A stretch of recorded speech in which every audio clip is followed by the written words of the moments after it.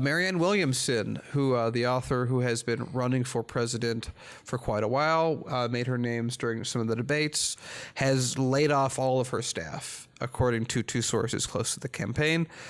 And she has said that she will continue on without having any staff. Now, that may be a bit difficult to run a presidential campaign on your own, but it seems like she is winding down her bid.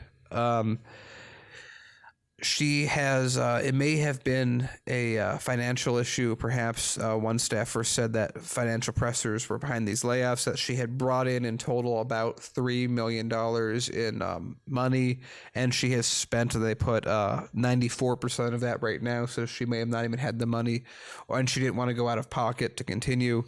But we just had Julian Castro drop out of the race, and it looks like Marianne Williamson will be following soon after. Yeah, I mean, Paul, what do you think? I mean, this is not the most unexpected thing in the world, right? She hasn't been on the last couple of debate stages.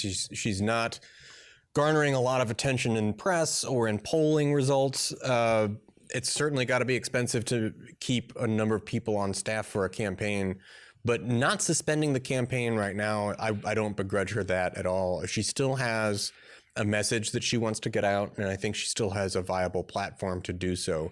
I think what we'll see in the coming weeks from Marianne Williamson is a shift to perhaps an even a more bold policy proposal situation. Like basically, like I think I expect her to put all her chips on the table and just be like, this is, I think, what we need to do, and try to maybe parlay that into something else going forward for her.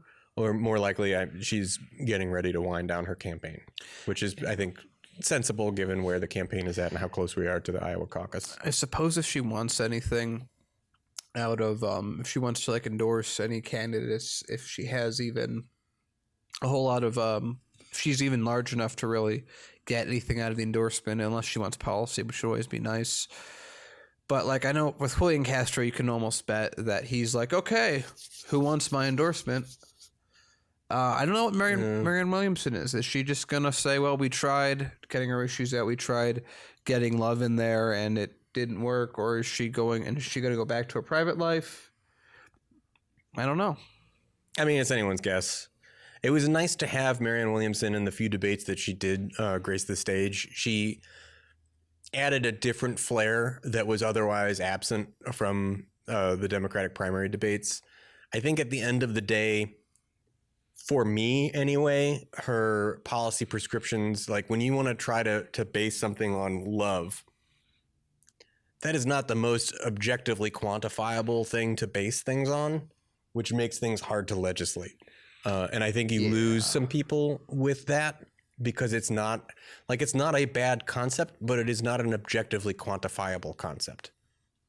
And when we're talking about politics, we kind of need some objectively quantifiable things that we can hang our hat on and be like, that's the thing I think we should do. If the thing you think we should do is have more love, what is that? What does that look like? I would like to order 35 units of love for the American people. No, on that note, like I would say this, I think we can end with this. This is a quick segment. I think we love that Marianne Williamson entered the race, but her campaign is, she did what she had to do, and she got where she got. And if this is her winding down her campaign, thank you for joining. It's really good to have a different voice in the campaign. The debates, there were a lot of people that liked you, and they liked the way you spoke.